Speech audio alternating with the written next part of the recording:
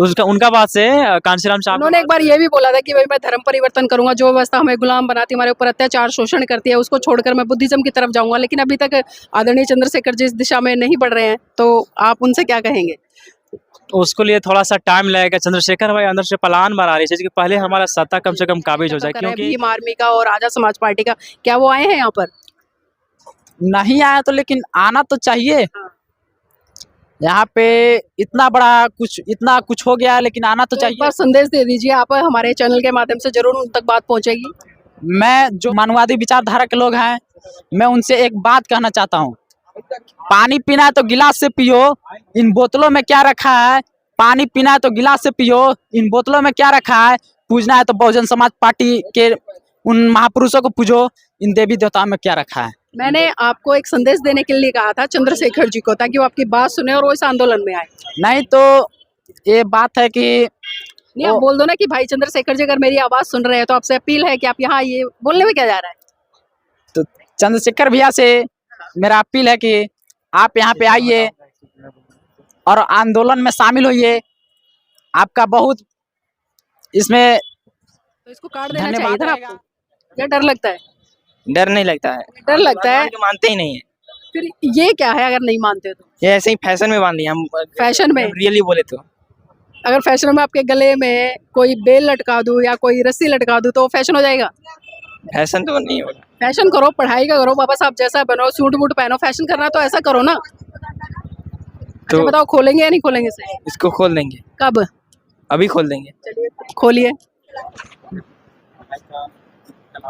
भाई एक कड़वा सवाल रहेगा मेरा। आजकल मैं देख रही हूँ जो भीम आर्मी के युवा हैं, काम कर रहे हैं, बहुत अच्छी बात है, जोश है, वो भी बहुत अच्छी बात है, लेकिन कहीं ना कहीं बुद्धिज्म की तरफ नहीं बढ़ रहे। बाबा साहब की तो जय जयकार कर रहे हैं, लेकिन जब हम कहते हैं कि बुद्धिज्म की तरफ जाइए तो उससे दो टूक मना कर देता है। अभी एक प्रकरण भी हुआ है, हम एक शादी में गए तो वहाँ पर जय भीम के नारे बज रहे थे, संविधान के गाने भी बज रहे थे डीजे पे, लोग यहाँ तक कि जातिवादी जो गाने उन पर धूमधाम से नाच रहे थे। लेकिन जब शादी की बारी आई कि भाई बौद्ध धर्म से शादी कर लीजिए, वहाँ पर लड़के वालों ने बिल्कुल मना कर दिया, जबकि वो भीम आर्मी से जुड़ा है। तो ऐसे में क्या लगता है कि हम जो संस्कृति अपना आप देख रहे हैं NB News 24/7 नीलम बौद्ध के साथ। साथियों, आज हूँ मैं बिहार में, और बिहार में जिस तरह से आप सभी जानते हैं कि महाबोधि महा आंदोलन पिछले 44 दिन से लगातार चल रहा है और तमाम लोग इसमें अपनी सक्रिय भूमिका निभा रहे हैं। अभी मेरे साथ में कुछ युवक हैं, आप देख सकते हैं, गले में नीला गमछा है, आंखों पे चश्मा है और टोपी भी लगी हुई है। तो आज किसी भी आंदोलन में एक युवा की किस तरह से भूमिका होती है और आज का युवा किस तरह से इस आंदोलन को समझ रहा है, इसी पर चर्चा करूंगी। सर, नाम क्या है आपका? जी, नाम निरंजन अम्बेडकर है। आप कहाँ से आए हो? गया जिला से हूँ। अभी भीम आर्मी का मैं मुख्य मीडिया प्रभारी जिला लेवल का हूँ। जी, अभी प्रभार संभाल रहे हैं मीडिया का। हाँ। तो जानना चाहूंगी, आप यहाँ पर हैं, लोकल है, काफी दिनों से इस आंदोलन को ऑब्जर्व कर रहे होंगे, तो ये आंदोलन अब तक कहाँ तक बढ़ा है? सबसे पहले तो मैं जो देखने वाला है हमारे सारे, आपको नीलम बौद्ध दीदी का न्यूज़ जो है, सभी को नाम बुधाय जय भीम करता हूँ, और आपको भी दीदी साधुवाद बहुत बहुत कि आपने कवर करने का प्रयास किया। मैं यहाँ से लगभग लगातार जब से चल रही थी तब से मैं यहाँ लगातार था, और बहुत सारी चीज़ों को फेस करना पड़ा। रात में शासन प्रशासन ने 27 तारीख को उठा करके भी ले गए, तो फ़ोन वगैरह भी हमारा छिनाया था।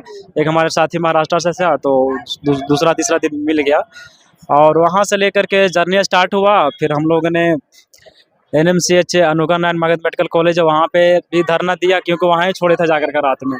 उसका बाद से जगह ये भी नहीं मिल रहा था हम लोग का, लेकिन हम लोग बात करके ऊपर में बड़े भाई साहब से भी इस जगह को दिलवाए, क्योंकि ये भी नहीं मिलने वाला था, और संघर्ष हमारा जारी रहेगा। और मैं ज़्यादा विशेष कुछ मुद्दा पे चर्चा नहीं करूँगा। अभी इसको जोर देने के लिए पॉलिटिक्स पावर का बहुत ज़रूरी है, क्योंकि जिस प्रकार से हमारे सरकार जो अभी तत्काल BJP के सरकार है, वो नहीं चाहती कि ये जो बोध गया का BT एक्ट 1949 में जो बना है वो ख़त्म हो, क्योंकि उसको से बहुत फ़ायदा है। उसको का नाम है कि अगर इस चीज़ को करते हैं तो हमारा जो हिंदूवादी व्यवस्था है उस पर बहुत बड़ा प्रतिघात होगा बौद्धिस्टों द्वारा। इस चीज़ को लेकर के ख़त्म करना नहीं चाहती है।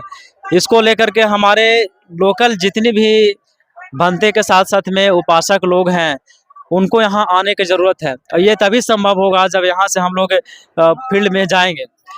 नहीं आने का सबसे बड़ा मैं आपको रीज़न बता देता हूँ कि यहाँ दूर दूर तक लोगों का लोकल में पता ही नहीं है कि बोधगया में हो क्या रहा है। ये मैंने खुद अनुभव किया है, क्योंकि मैं रास्ते में आ रही थी, मैंने कई जगह लोगों से चर्चा की, लेकिन पता नहीं अभी तक।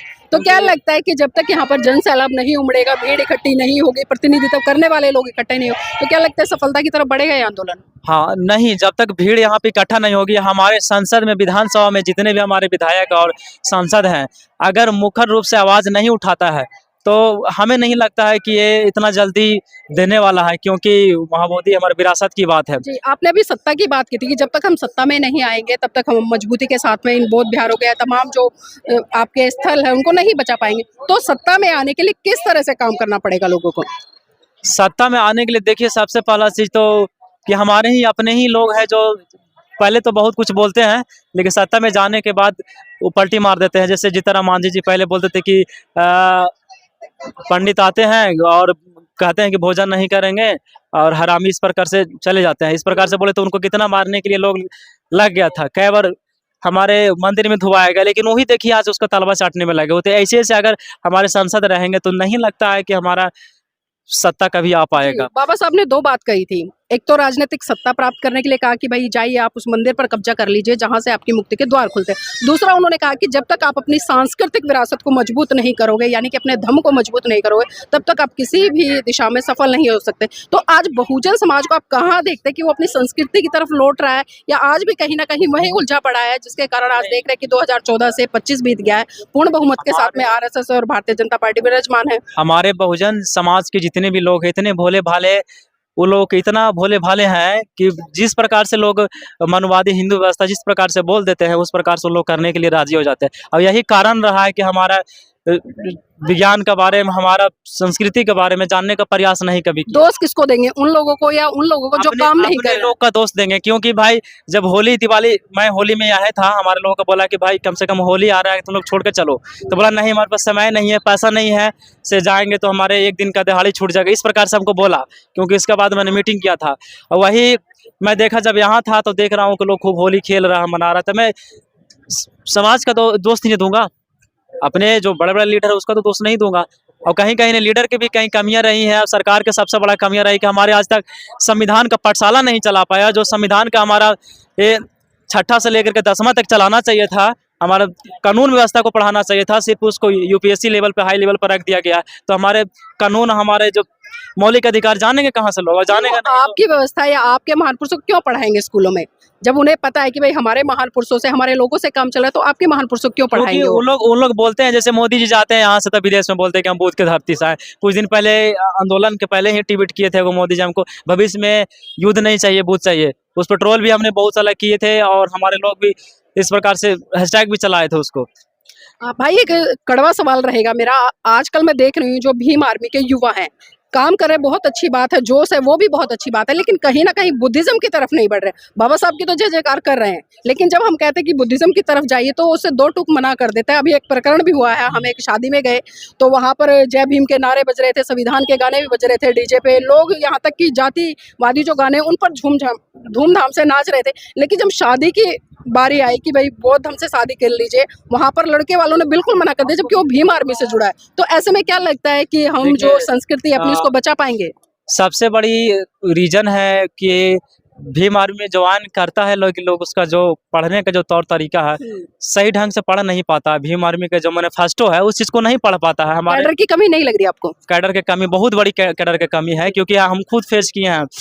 हमारे कैडर अगर भीम आर्मी की नहीं होती है तो कोई भी संगठन का कैडर होती है तो मैं सीखने के लिए वहाँ पर चला जाता हूँ, क्योंकि ज्ञान ही हमारा द्वार खुलेगा, प्रकाशमय करेगा। इस वजह से कहीं भी कैडर होता है मैं चला जाता हूँ, या किसी का आपका वीडियो या किसी को, क्योंकि आप ज़्यादातर शादी ब्याह में भी जाते हैं तो बहुत से बात है, लेकिन मैं देखता हूँ तो उससे लोग भी बताता हूँ, महिला लोग है तो उसका दिमाग खुलता है इस चीज़ को लेकर के। जी चलिए, बहुत बहुत साधुवाद, और हम मंगल कामनाएं करेंगे आप जैसे युवा और समाज में निकल कर आए। भाई जी नाम क्या है? सचिन गौतम नाम है मेरा। सचिन गौतम, कहाँ से आए हैं? हम नबीनगर प्रखंड बड़की सिलैया गांव से आए हैं। अभी क्या कर रहे हैं? अभी हम 10th का बोर्ड इस बार देने वाले हैं। अच्छा, 10th का बोर्ड देंगे, तो इस आंदोलन में किस लिए आए हैं? इस आंदोलन में हम आए हैं कि हमारा बौद्ध विहार मुक्त हो और हमारा समाज जो पिछड़ा है वो आगे की ओर बढ़े। कैसे बढ़ेगा आगे की तरफ? जब सारे लोग अच्छे से अपनी पढ़ाई में मन लगाएंगे और अच्छे से मतलब कि अपने समाज को, अपने हर जगह पे भीम आर्मी का अति बौद्ध धर्म को आगे बढ़ाएंगे तभी हमारा समाज आगे बढ़ सकता अच्छा, बौद्ध धर्म कैसे बढ़ेगा ये बताइए। है। बौद्ध धर्म बढ़ेगा जब हमारे समाज के जितने भी युवा हैं जो पढ़ाई करेंगे तभी आगे बढ़ सकता है। जब पढ़ाई करेंगे तब आगे बढ़ेगा। तो आप बौद्ध हैं या हिंदू है? हम तो अभी कुछ दिन से बौद्ध धर्म को ज्वाइन किए हैं, पहले तो हम हिंदू थे। पहले हिंदू थे। एक बार अपना हाथ दिखा दीजिए। आपने अभी तक आपने कहा कि पहले मैं हिंदू था लेकिन अब मैं बौद्ध हूँ, तो अभी तक ये आपके हाथ में कलावा क्यों है? एक कलावा जो है ये ऐसे ही हम बांध लिए। ऐसे क्यों बांधा है? ऐसे तो कोई नहीं, ऐसे ही खाना खा लेते हो, ऐसे कपड़े पहन लेते हो, ऐसे घूम लेते हो, ऐसे क्या क्या करते हो बताइए। कलावा जो है मैं कहीं पूजा में गया था तो वहीं पे मेरे घर वाले बोले कि बांध लो, तो मैं बांध लिया और इसको कभी मतलब खत्म नहीं किया, काटा नहीं इसको। तो इसको काट देना चाहिए था ना आपको, क्या डर लगता है? डर नहीं लगता है, डर लगता है। भगवान को मानते ही नहीं है। फिर ये क्या है अगर नहीं मानते हो तो? ये ऐसे ही फैशन में बांध लिया हम। फैशन में? रियली बोले तो अगर फैशन में आपके गले में कोई बेल लटका दूं या कोई रस्सी लटका दूं तो वो फैशन हो जाएगा? फैशन तो नहीं होगा। फैशन करो, पढ़ाई का करो, वापस आप जैसा बनो, सूट बूट पहनो, फैशन करना तो ऐसा करो ना। तो अच्छा बताओ, खोलेंगे या नहीं खोलेंगे इसे? इसको खोल देंगे, कब? अभी खोल देंगे। चलिए खोलिए।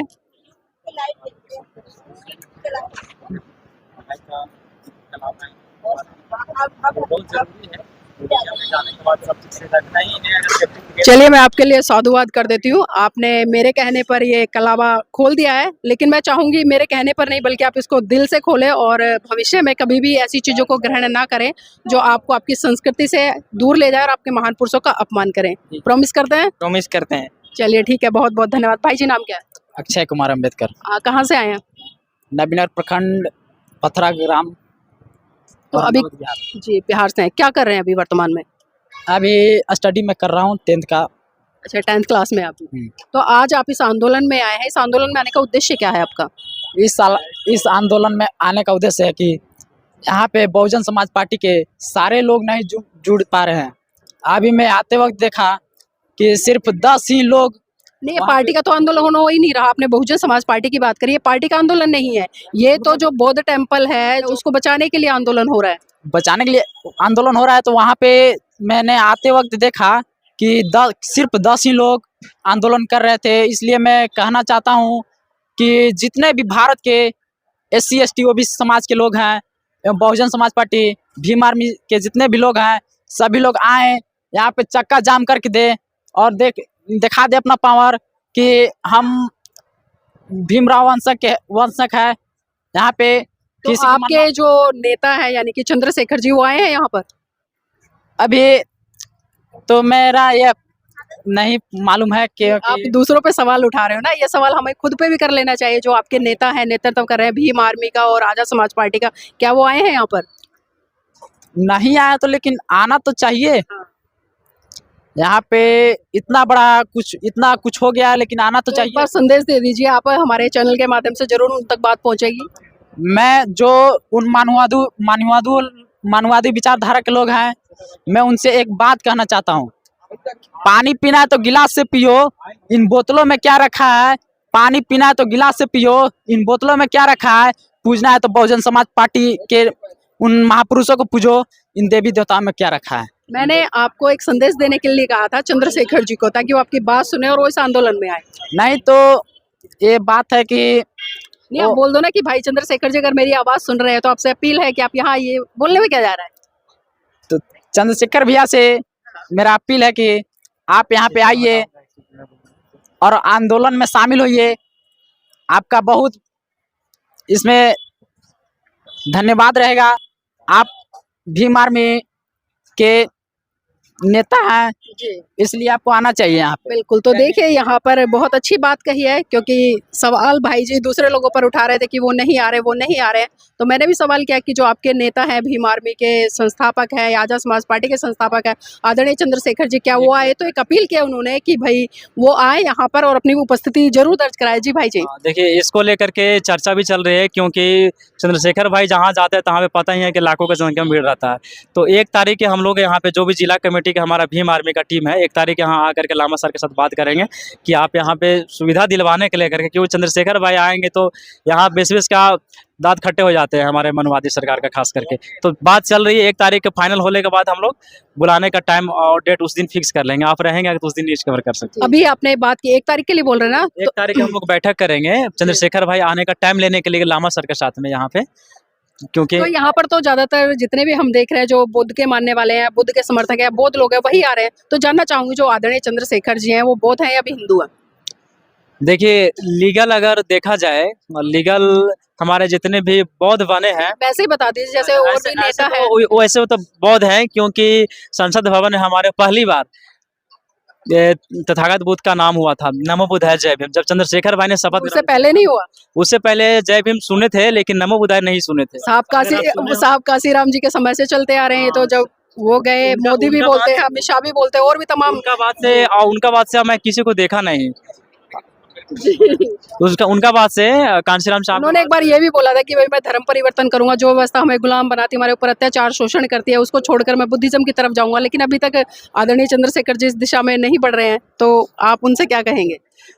उसको लिए थोड़ा सा टाइम लगेगा। चंद्रशेखर भाई अंदर से प्लान बना रही है कि पहले हमारा सत्ता कम से कम काबिज हो जाए, क्योंकि सत्ता नहीं रहने के कारण देख रहे हैं कि चंद्रशेखर भाई जहाँ भी जाते हैं थोड़ा थोड़ा सा के लिए हमला हो जाता है। आप बखूबी है कि देख रहे होंगे। जी, टीचर पढ़ाएगा स्टूडेंट पढ़ाएगा, थोड़ा ये बताइए। क्या टीचर पढ़ाता है स्टूडेंट? किनको? किसी को भी टीचर पढ़ाता है स्टूडेंट पढ़ाता है? पढ़ाते तो टीचर हैं, समझे कि नहीं, लेकिन अगर टैलेंट स्टूडेंट है तो टीचर को भी समझाना पड़ता है। जी जी, चलिए ठीक है भाई जी, हमारे साथ जुड़ने के लिए बहुत अच्छी चर्चा और सार्थक चर्चा की आपने। क्योंकि देखिए अभी यूथ है, चीज़ों को समझ रहे हैं, जान रहे हैं, लेकिन फिर भी बहुत महत्वपूर्ण भूमिका यहाँ पर निभा रहे हैं मीडिया प्रभारी के तौर पर। वो भीम आर्मी को यहाँ पर बिहार में संभाल रहे हैं, तो इसलिए भी साधुवाद के पात्र हैं। और खासकर मुझे ये बात अच्छी लगी कि वो बौद्धिस्ट हैं और वो उन लोगों की तरह नहीं है जो घालमेल रखते हैं, कुछ बोलते कुछ हो रहा है, करते कुछ हो रहा है। तो ये चीज़ मुझे बहुत ज़्यादा प्रभावित करी। तो मैं चाहूँगी साथियों आप इस वीडियो को लाइक करें, शेयर करें और कमेंट करके जरूर बताएं कि आज की महत्वपूर्ण चर्चा आपको कैसी लगी।